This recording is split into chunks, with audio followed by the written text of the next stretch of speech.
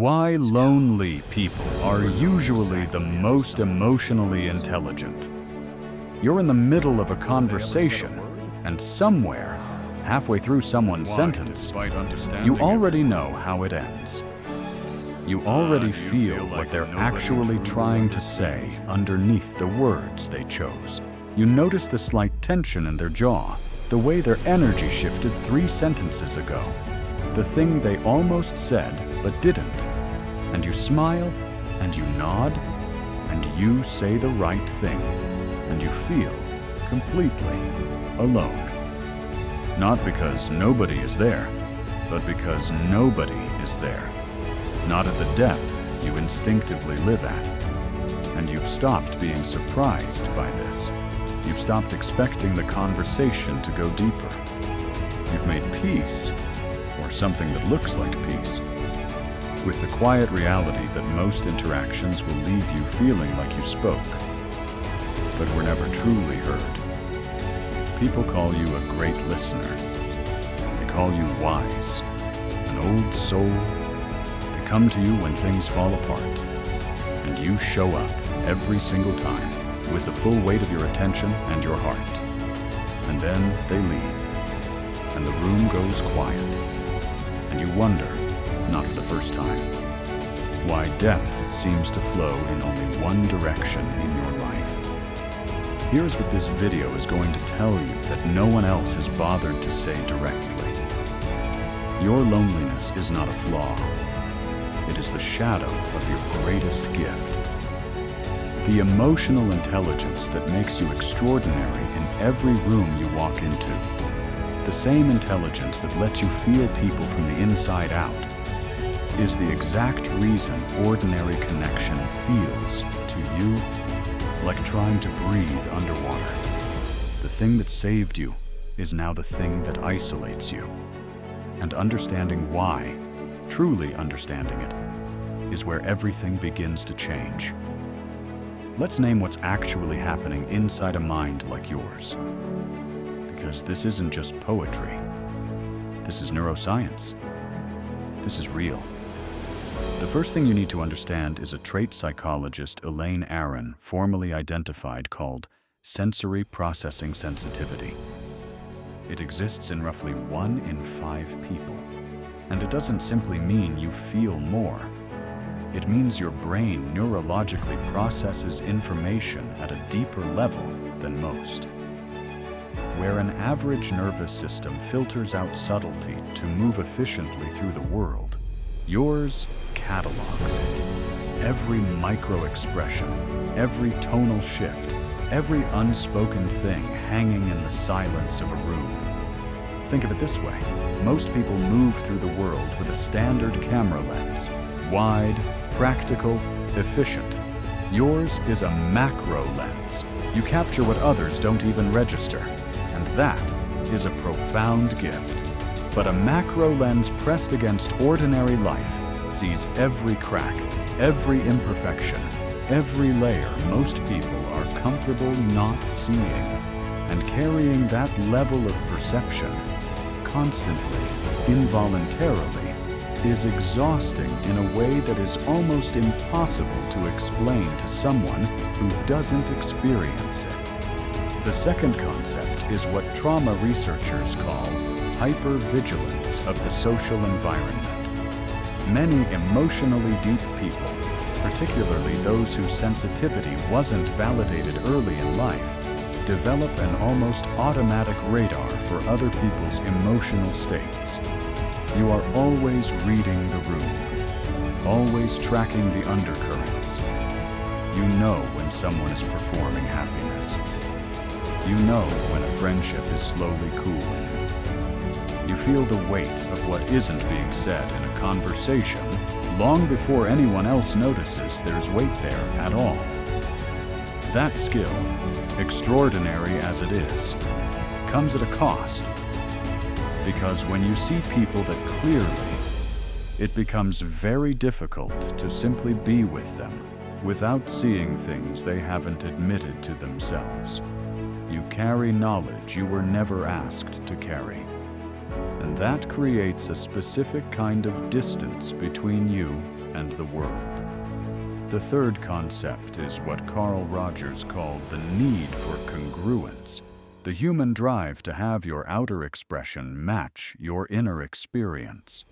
For most people, a gap between who they are inside and who they present publicly is tolerable, manageable, normal even. For you, that gap feels like a wound, because your inner world is not a simple place. It is layered and textured and in constant motion. And when a conversation stays at the surface, when you are performing pleasantness while something vast and complex moves through you underneath, the incongruence doesn't just feel uncomfortable, it feels like slowly disappearing. So your nervous system does what any intelligent system does when the environment can't support it. It withdraws. It chooses the honest solitude of being alone over the suffocating loneliness of being misunderstood in a crowd. That is not antisocial behavior.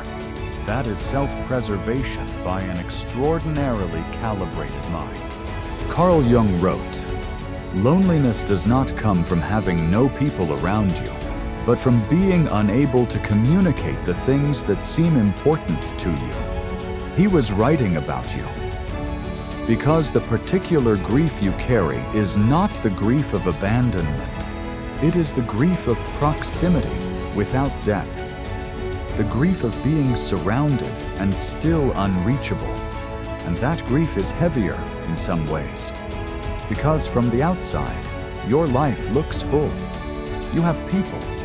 You have conversations. You are, by any visible measure, connected. But you know what no one else can see. That you have been the emotional infrastructure of nearly every relationship you've been in. The one who holds space. The one who listens without a timer. The one who checks in. Not out of obligation, but because you genuinely, deeply feel other people's pain, as if it has weight and texture of its own. You have been the load-bearing wall in friendships that would have collapsed without you. And almost nobody has played that role for you. Not out of cruelty, but because your composure reads as self-sufficiency. Your depth reads as capability. Your calm exterior, built over years of learning to contain a nervous system that processes everything at full volume, looks from the outside like evidence that you are fine, so nobody reaches deeper, because the surface looks serene, because you built it to look that way, because somewhere along the way you learned, from experience, from the look on someone's face when you went too deep too fast, that the full weight of your inner world was more than most people could comfortably hold. And so, you made yourself smaller, more digestible. You gave people a version of you that was easier to carry, and they stayed. They liked that version. They called it warmth and wisdom, but they never quite knew you.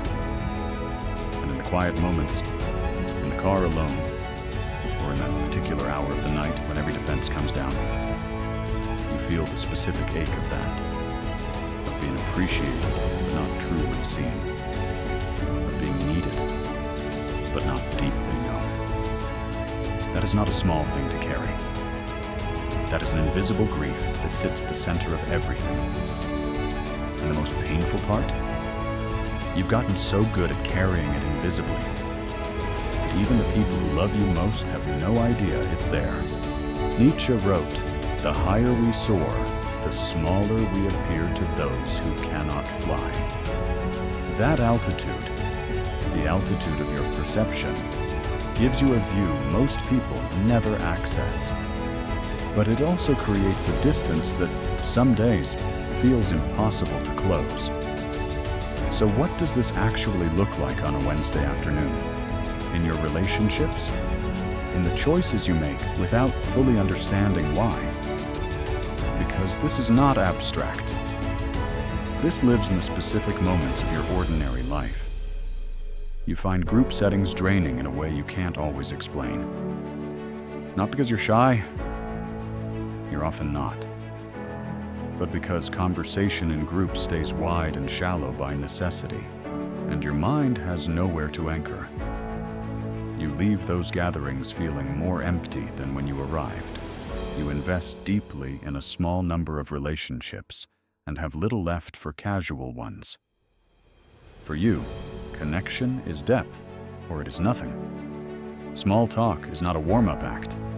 It is a wall, and navigating it feels less like socializing and more like playing a role in a play you never auditioned for. In love, you feel the gap most acutely. You want, quietly, desperately, to be known. Not the pleasant, low-maintenance version of you. The version with thoughts at 2 a.m. that take an hour to properly explain. The version that feels things so specifically that there are no ready-made words for them. And when a partner cannot or will not reach that depth, you don't just feel lonely. You feel lonely and close to someone at the same time, which is one of the most disorienting experiences a human being can have. You struggle to ask for help, not from pride, from a deep, old belief that your needs are too complex, too layered, too much. You have held so many people for so long that needing to be held yourself feels grammatically wrong, like a sentence your life doesn't know how to form. And sometimes, quietly, privately, you wonder if something is wrong with you. Why can't you just enjoy the surface? Why do you always need more truth, more realness, more depth from people who are offering you everything they have? Here is the answer, directly. Nothing is wrong with you. These are not personality flaws. They are coping strategies formed in a nervous system built for depth, operating in a world designed for the surface. They are adaptations. Intelligent, understandable, and costly adaptations. And the beginning of changing them is not fixing them. It is simply witnessing them. Seeing the pattern with the same compassionate clarity you would offer to anyone you love who came to you carrying this exact story. You would never tell them something was wrong with them. It's time to stop telling yourself that. Healing, for someone like you, is not about needing less. It is not about lowering what you reach for. It is not about becoming comfortable with the surface.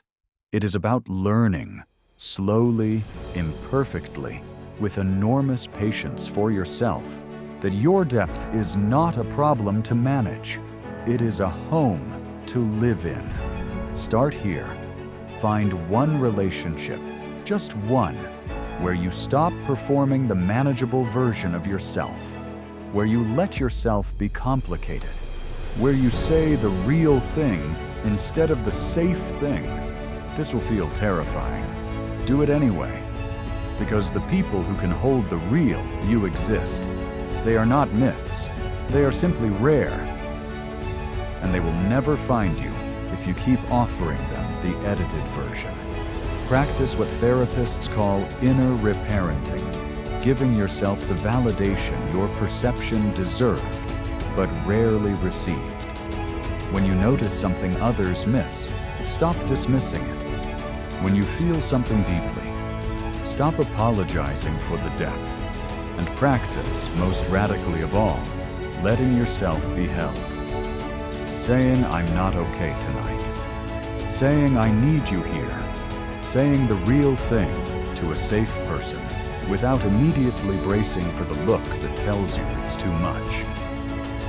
Rilke wrote, "Perhaps all the dragons in our lives are princesses who are only waiting to see us act, just once, with beauty and courage." Your loneliness is a dragon like this. Walk toward it, not away from it, because here is the final truth, the one I need you to leave this video carrying. Your loneliness is not proof that you are too much. It is proof that you have not yet found your people.